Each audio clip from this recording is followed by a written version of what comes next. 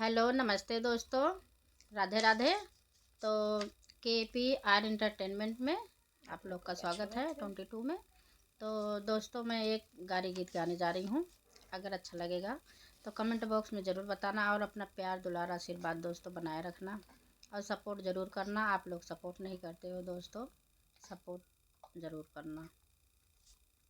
हथवा में ली है देवरू काला किताबिया हो, हाथ में ली है देवरू काला किताबिया, यार के ना करी इंग्लिश पढ़ाई, हाँ सीताराम से बजो, अरे के ना करी इंग्लिश पढ़ाई, हाँ सीताराम से भजो।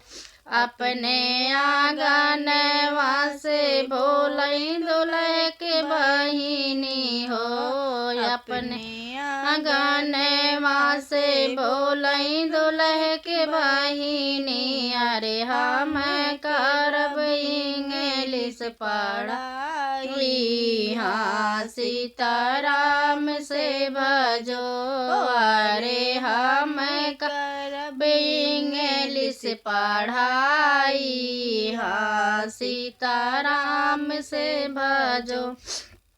काऊ तू ले ब्या मास्टर कापिया किताबिया हो, काऊ तू ले ब्या मास्टर कापिया किताबिया, यार काऊ ले ब्या कोई से हमारी, हाँ सीताराम से भजो, अरे काउले फीस हमारी, हाँ सीताराम से भजो। नाही हम ले बहिनी कापिया किताबिया हो, नाही हम ले बहिनी कापिया किताबिया हो, अरे नाही ले फीस तुहारी, हाँ सीताराम से भजो, अरे नाही ले फीस तुम्हारी, हाँ सीताराम से भजो। एक दिन आवा बहनी हमारे तू घरवा हो, एक दिन आवा बहनी हमारे से जरिया, यार मिली जई फीस हमारी, हाँ सीताराम से भजो, अरे मिली जई फीस हमारी, हाँ सीताराम से भजो। हाथवा में ली है देवरू कलम किताबिया हो, हाथवा में ली है देवरू कलम किताबिया, यार के ना करी इंग्लिश पढ़ाई, हाँ सीताराम से भजो, अरे के करी इंग्लिश पढ़ाई, हाँ सीताराम से भजो।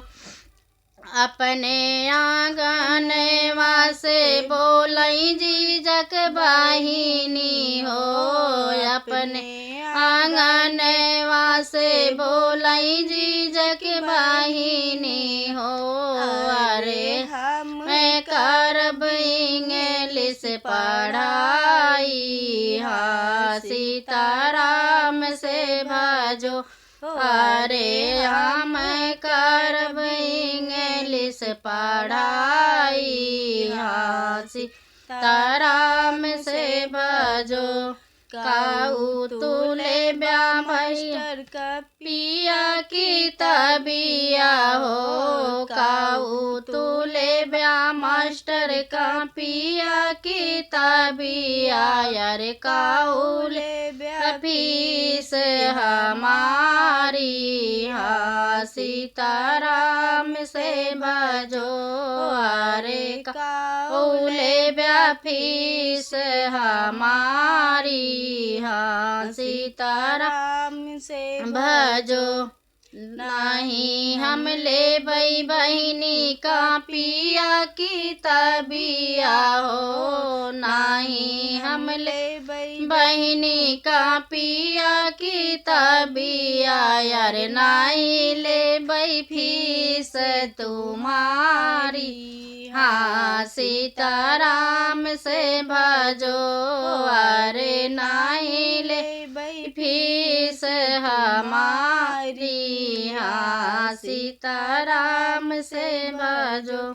एक दिन खाओ तू बहिनी हमारे तू घर वाहो, एक दिन तू बहिनी हमारे के घर वायर मिली जाइए फीस हमारी, हाँ सीताराम से भजो।